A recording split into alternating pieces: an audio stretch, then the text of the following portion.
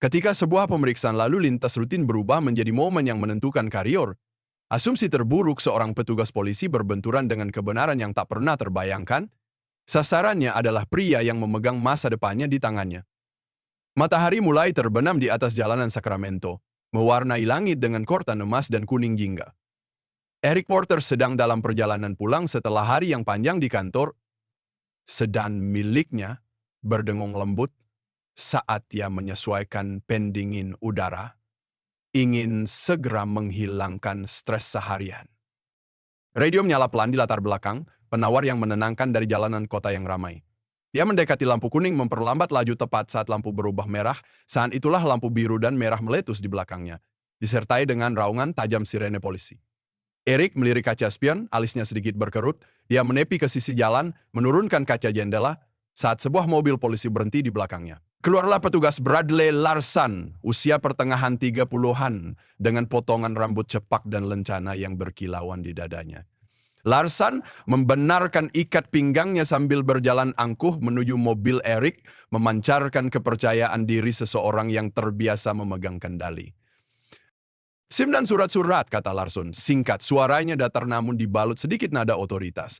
Eric menurut tanpa sepatah kata pun meraih ke dalam kotak sarung tangan untuk mengambil surat-suratnya dan menyerahkan SIM-nya. Gerakannya hati-hati dan tenang, tetapi dia bisa merasakan tatapan Larson memerhatikannya dengan seksama, seolah mencari alasan untuk menggali lebih dalam. Apakah Anda tahu mengapa saya menghentikan Anda, tanya Larson, membungkuk lebih dekat ke jendela. Saya tidak sepenuhnya yakin, jawab Eric dengan tenang. Nadanya sopan tetapi tegas.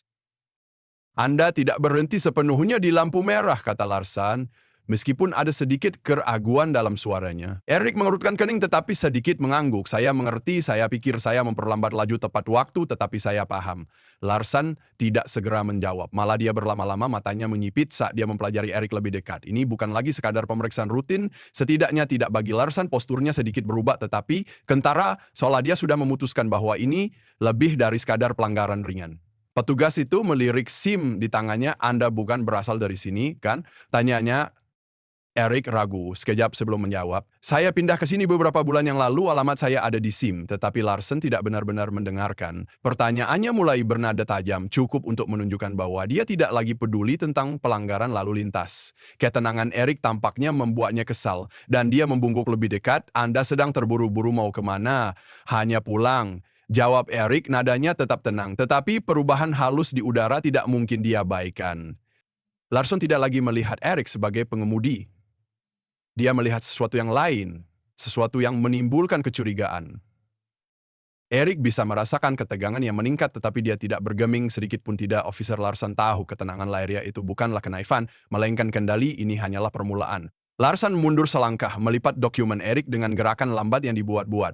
Sebelum memasukkannya ke saku dadanya, dia menegakkan tubuh. Ekspresinya berubah menjadi sedikit sombong, seolah dia sudah membuat keputusan tentang pria yang duduk di depannya. Keluar dari mobil untuk saya, perintah Larson. Cengkeraman Eric pada setir mengencang sejenak, tetapi wajahnya tidak menunjukkan reaksi apapun. Apakah ada alasan spesifik untuk itu, Pak? Tanyanya nadanya terukur. Bibir Larson bergerak-gerak, tetapi dia dengan cepat menutupinya. Saya meminta Anda untuk keluar dari mobil. Anda tidak ingin membuat ini lebih sulit dari yang seharusnya. Ancaman itu menggantung di udara, tak terucapkan namun tak salah lagi.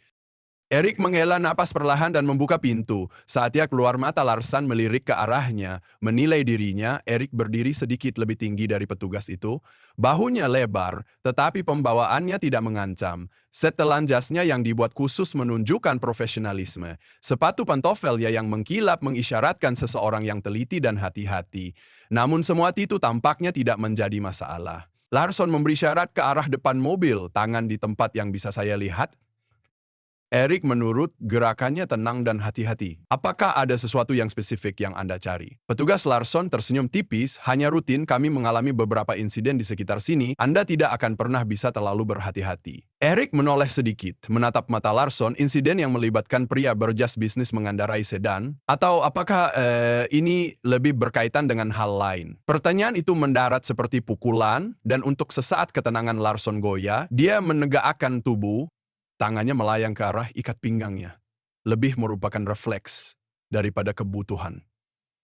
Jaga nada bicara Anda, katanya, suaranya mengaras. Saya hanya mengajukan pertanyaan.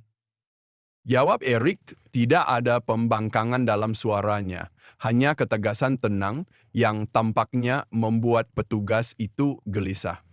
Larsa membungkuk lebih dekat, matanya menyipit. Anda tampaknya sangat akrab dengan cara kerja ini. Anda punya sesuatu untuk disembunyikan. Erik membiarkan keheningan terentang sesaat sebelum menjawab. Tidak, Pat. Saya hanya percaya pada kejelasan tentang alasan interaksi seperti ini. Transparansi Anda tahu. Larson mencibir tetapi tidak menjawab. Dia mundur selangkah, berjalan mundar-mandir dalam lingkaran kecil di depan mobil. Dinamika berubah. Dengan cara yang tidak bisa dia pahami sepenuhnya, Erik tidak bereaksi seperti kebanyakan orang. Tidak ada rasa takut, tidak ada kegagapan, tidak ada kegelisahan gugup, melainkan ada kendali, ketenangan yang meresahkan yang membuat Larsen merasa gelisah. Anda tampaknya cukup percaya diri, gumam Larsen, hampir pada dirinya sendiri, seperti Anda pikir Anda tahu apa yang akan terjadi selanjutnya. Erik tidak terpansing, malah dia sedikit memiringkan kepalanya. Kepercayaan diri bukanlah masalah di sini, Pat. Rasa hormatlah masalahnya. Larsan membeku setengah detik sebelum berbalik menghadapnya. Asap sudah hilang sekarang, digantikan oleh sesuatu yang lebih tajam, hampir defensif. Dia membuka mulut untuk menjawab, tetapi kata-kata tidak keluar. Ketenangan Erik membuatnya kehilangan keseimbangan, dan dia tidak menyukainya. Saat keheningan merentang, ketegangan di antara mereka terasa elektrik, dan Larsan mulai menyadari ini tidak akan berjalan sesuai yang dia harapkan. Tetapi alih-alih mundur, dia semakin meningkatkan tekanan. Ujian yang sebenarnya akan segera dimulai. Larson mengetukkan jari-jarinya ke sarung pistol di ikat pinggangnya. Frustrasinya hampir tidak terselubung. Dia tidak terbiasa ditantang, terutama oleh seseorang yang tampak seperti Erik. Tatapannya kembali ke sedan, seolah mencari pembenaran yang belum dia buat. Balik badan dan letakkan tangan Anda di atas kap mobil, kata Larson. Suaranya terputus-putus. Saya perlu memeriksa senjata. Erik mengangkat alis. Senjata, ulangnya, nadanya tidak percaya tetapi tetap terukur. Apakah saya terlihat seperti seseorang yang membawa senjata? Rahang Larson mengencang, dan untuk sesaat ketenangannya retak, saya tidak akan bertanya lagi. Erik ragu-ragu. Sececah sesuatu yang tak terbaca melintas di wajahnya. Kemudian tanpa sepatah kata pun, dia berbalik dan meletakkan telapak tangannya datar di atas kop mobilnya. Larson mendekat, bunyi derak sepatu botnya di aspal memecah keheningan yang tidak nyaman. Petugas itu menggeledah Erik dengan gerakan cepat dan kasar. Tangannya berlama-lama, sedikit lebih lama dari yang diperlukan. Ini bukan hanya penggeledahan, ini adalah upaya untuk menegaskan dominasi, untuk memprovokasi reaksi, tetapi Erik tidak bergeming, tidak menegang, bahkan tidak bergerak sedikit pun di bawah pengawasan invasif itu. Anda bersih, gumam Larsan, mundur selangkah. Pengakuan itu terdengar enggan, seperti dia kesal, karena dia tidak menemukan apapun untuk membenarkan kecurigaannya. Erik berbalik menghadapnya, ekspresinya tenang, tetapi matanya tajam. Tentu saja, katanya sederhana. Sekarang, Pak, jika Anda sudah selesai, saya belum selesai. Sela Larsan, suaranya sedikit meninggi. Kata-kata itu terlontar terlalu cepat, mengkhianati kebutuhannya untuk tetap memegang kendali. Anda tampaknya tahu banyak tentang apa yang boleh dan tidak boleh saya lakukan. Maukah Anda menjelaskan mengapa?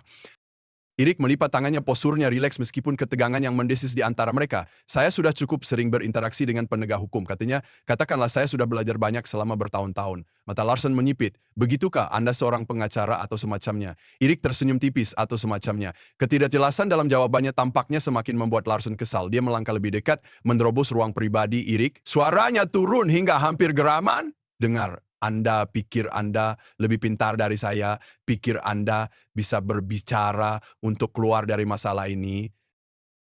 Erik membalas tatapannya dengan tenang, tak bergeming. Saya tidak berpikir apapun, Pak. Saya hanya percaya pada keadilan, dan sejauh ini saya tidak melihat banyak hal itu di sini. Kata-kata itu menggantung di udara seperti tantangan, dan Larson terpansing. Keadilan, Anda pikir keadilanlah inti dari masalah ini?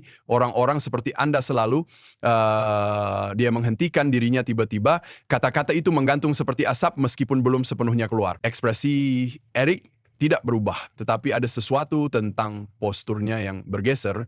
Sinyal halus, tetapi tak salah lagi bahwa dia telah menangkap persis apa yang Larson tinggalkan tak terucapkan. Orang-orang seperti saya, ulang Erik, suaranya lembut tetapi syarat makna Larson bergidik, mundur selangkah, seolah menyadari dia baru saja melewati batas yang tidak bisa dia batalkan. Anda tahu maksud saya, gumamnya meskipun nadanya kehilangan keyakinan yang dimilikinya beberapa saat sebelumnya. Saya pikir saya tahu, jawab Eric pelan. Ketenangannya tidak lagi pasif, melainkan setajam silet memotong kepura-puraan seperti pisau, dan saya pikir kita berdua tahu interaksi ini sudah lama berhenti menjadi tentang pelanggaran lalu lintas.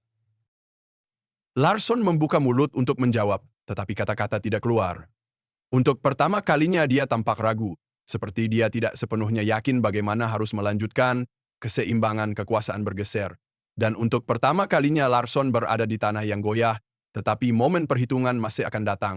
Dan itu akan menjadi momen yang tidak akan pernah dia lupakan.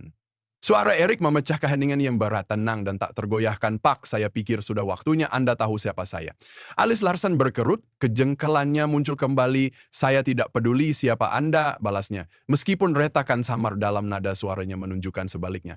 Eric merai ke dalam sakunya, gerakannya lambat dan hati-hati. Saya sedang merai lencana saya.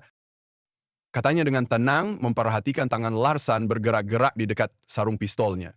Tidak perlu berlebihan, saya ingin Anda melihatnya.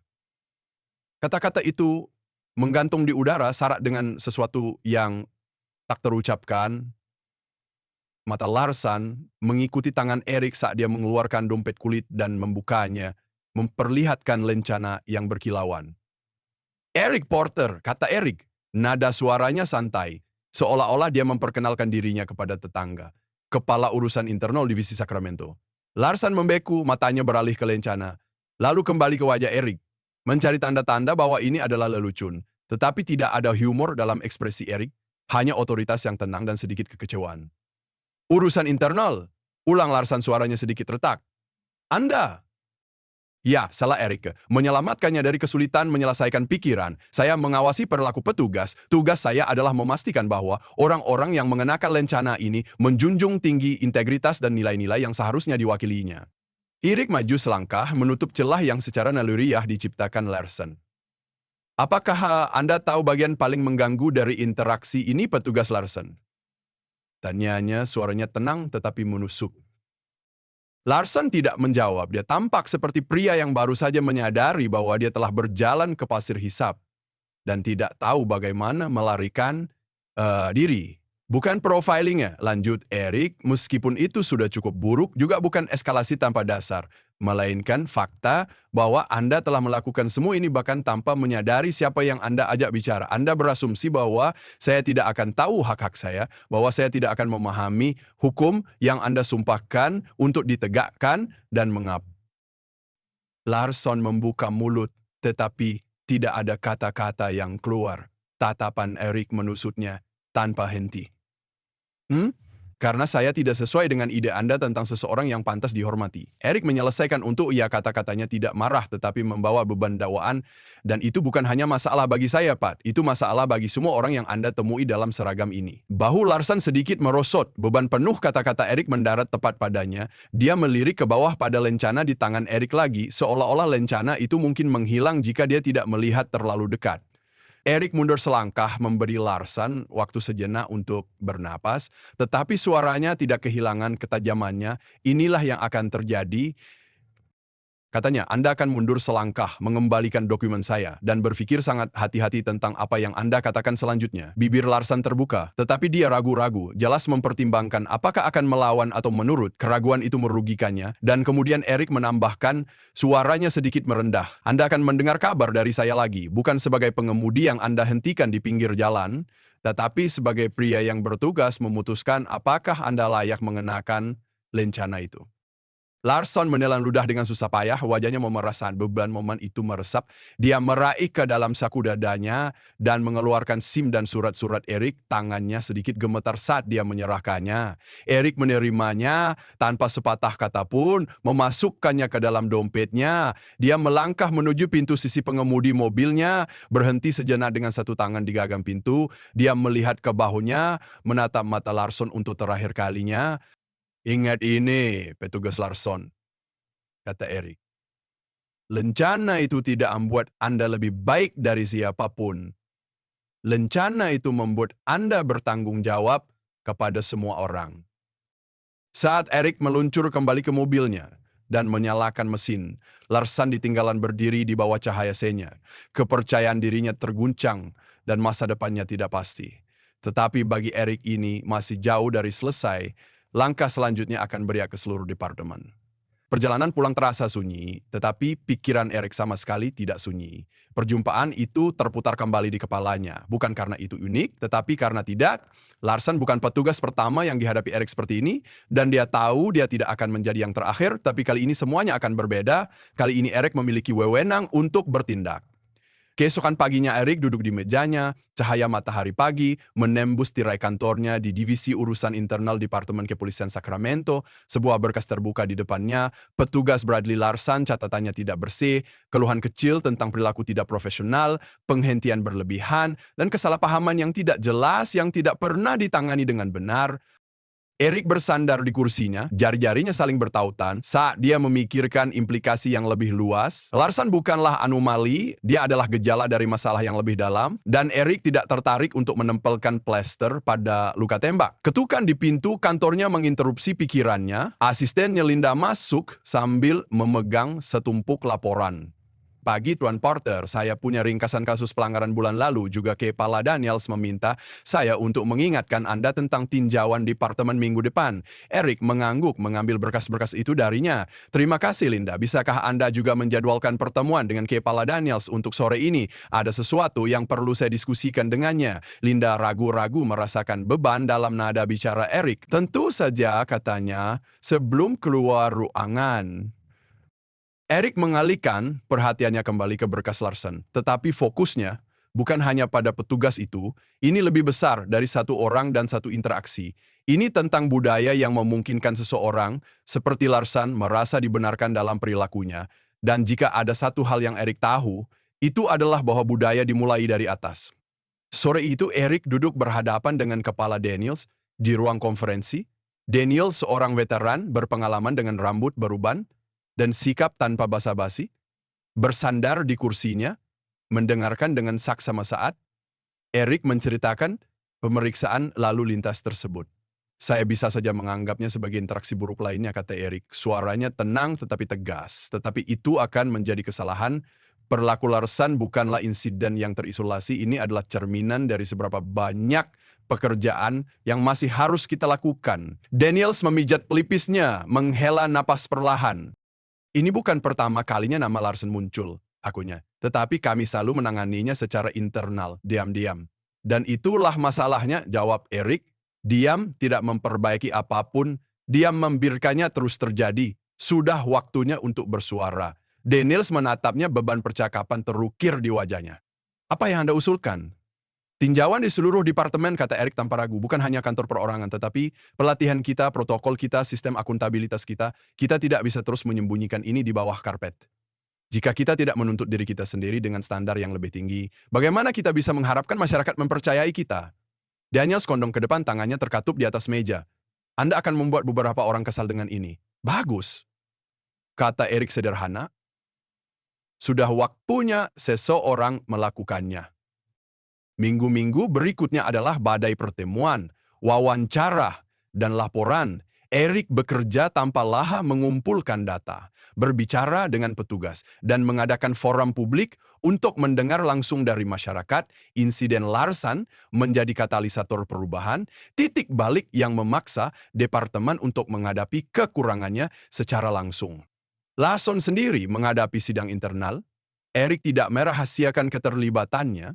Duduk berhadapan dengan Larsen selama persidangan dan menyaksikan petugas itu, menggeliat di bawah pengawasan. Sidang tersebut menghasilkan skorsing, tetapi Erik tahu kemenangan yang sebenarnya bukanlah menghukum Larsen, melainkan mencegah Larsen berikutnya. Beberapa bulan kemudian, Erik berdiri di podium acara komunitas, berpidato di hadapan ruangan yang penuh dengan petugas, pejabat kota, dan penduduk setempat. Dia berbicara bukan tentang kesalahan, tetapi tentang tanggung jawab, tentang tugas bersama untuk menciptakan sistem yang bekerja untuk semua orang. Kata-katanya bukan hanya seruan untuk akuntabilitas, tetapi juga janji perubahan. Keadilan bukan hanya tentang menangkap orang jahat, kata Erik, suaranya bergema di seluruh haula, tetapi tentang memastikan orang-orang yang disumpah untuk melindungi dan melayani melakukannya dengan integritas. Keadilan dan rasa hormat kepada semua orang yang mereka temui, itulah lencana yang saya yakini, dan itulah lencana yang sedang kita bangun bersama di sini. Tepuk tangan bergemuruh, tetapi Erik tidak berlama-lama di sana. Baginya ini bukanlah akhir dari cerita, ini adalah awal dari cerita yang lebih baik. Saat Erik turun dari podium, dia melirik wajah-wajah di kerumunan. Beberapa skeptis, beberapa penuh harapan. Tetapi semua mendengarkan, dia tahu perubahan tidak akan datang dalam semalam. Tetapi perubahan akan datang, dan untuk saat ini itu sudah cukup. Jika kisah ini bersonasi dengan Anda, bagikan dengan seseorang yang perlu mendengarnya. Mari kita mulai percakapan yang penting, percakapan yang mengarah pada perubahan, berlangganan saluran kami untuk kisah-kisah seperti ini, kisah-kisah yang menantang kita, menginspirasi kita, dan mengingatkan kita tentang apa yang mampu kita lakukan ketika kita membela apa yang benar.